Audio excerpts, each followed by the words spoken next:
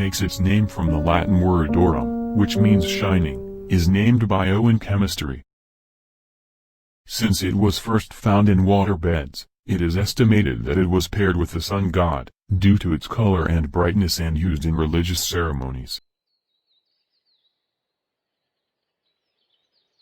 Alchemy is the first word reached by those who wonder about gold.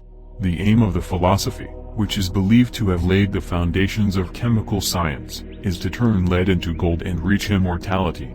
It is not that easy to understand the use of gold as a currency for ages, and attribute so much reputation to this element. Today, when we look at the periodic table, we see that there are 118 elements. The last 4 were added in 2016. We are talking about a living, growing family of elements. So, what property of these 118 elements made gold so valuable? Why did people care about gold so much without any commercial value? Mayans, Incas, Egypt, Japan, wherever you go, there is a constant culture of gold. A piece of paper, called money, the only thing that makes it valuable is its gold index. America tried to save itself with the principle, let's print as much money as we want in return for gold. This was a matter related to Kennedy's death. The fact that gold, which has a history of thousands of years, has survived to the present day without any deterioration, is a rare metal that makes it constantly valuable.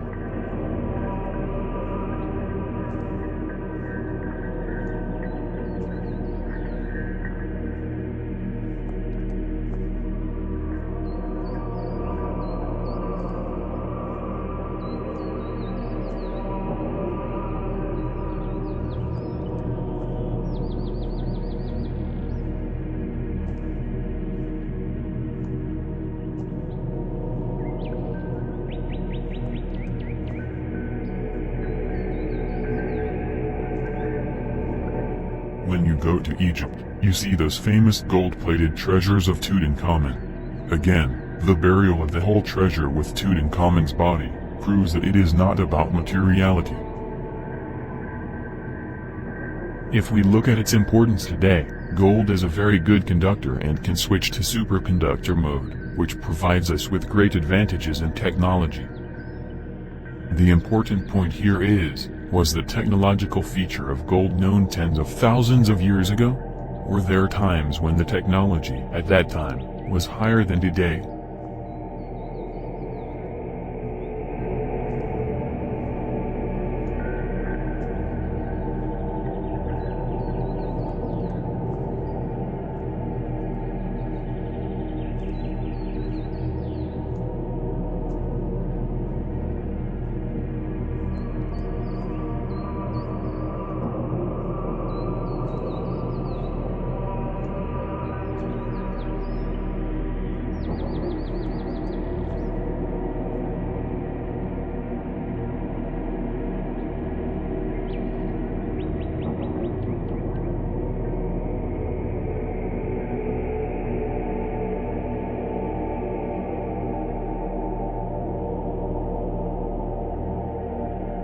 Even if we are to say what is the case with manna in medicine, this substance is a very powerful pineal gland activator. The pineal gland, located in the geometrically center of our brain, is an endocrine hormone gland the size of a chickpea.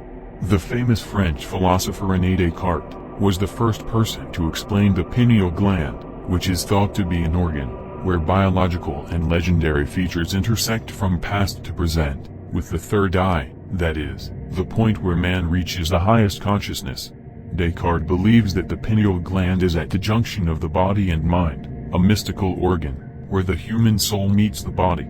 According to Descartes' thesis, the pineal gland is the only region not in the brain. It should be the organ that brings together everything we look at with our 2 eyes and reaches our brain, and enables us to perceive the sounds we hear with our 2 ears as a single voice.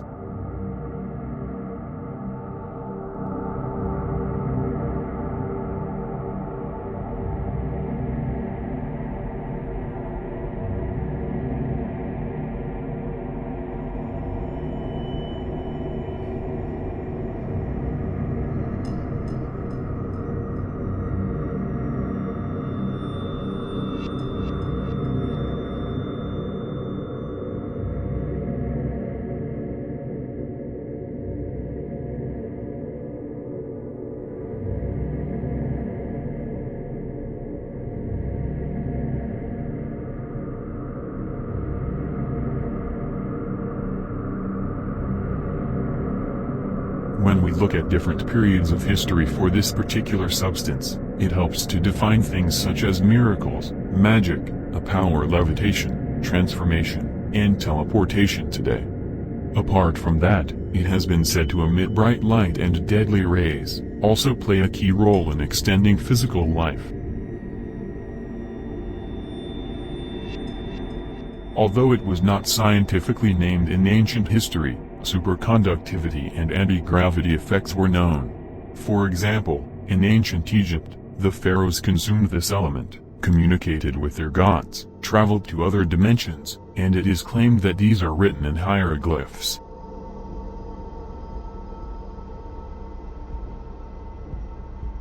In 1904, British archaeologist Sir Flinders Petrie discovered an ancient Egyptian temple on Serabit Mountain, in the middle of the Sinai Desert. Inside the temple, he found a substance, consisting of a large amount of white powder. Although these are thought to be the remains of animals that were burned and sacrificed at that time, no evidence of the burning of the fire, or bone remains of the victims were found. In short, Petrie could not define what this substance was at that time. Today, chemical experiments have proven that this is actually white powder gold.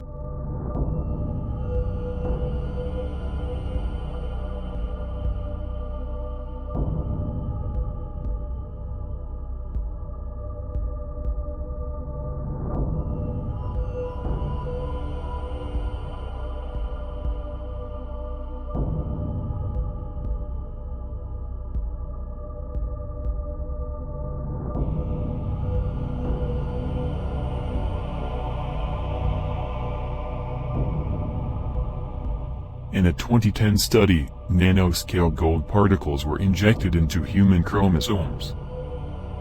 There are vowels called telomeres at the end of each chromosome. These telomeres protect the chromosomes from external factors. Enzymes called telomerase also feed the telomeres that protect these chromosomes from external factors, but they shrink with each feeding. So as long as these are not fed from outside, their effects are reduced, and external intervention becomes much easier. That's why, over time, what we call aging in the human body begins. It is possible to continue this feeding with an external intervention. For this, it is necessary to create a nanoscale structure that can penetrate the cell. This can be possible with monatomic gold. In this way, the renewal and repair of the cells is achieved, and one of the secrets of long life can be revealed.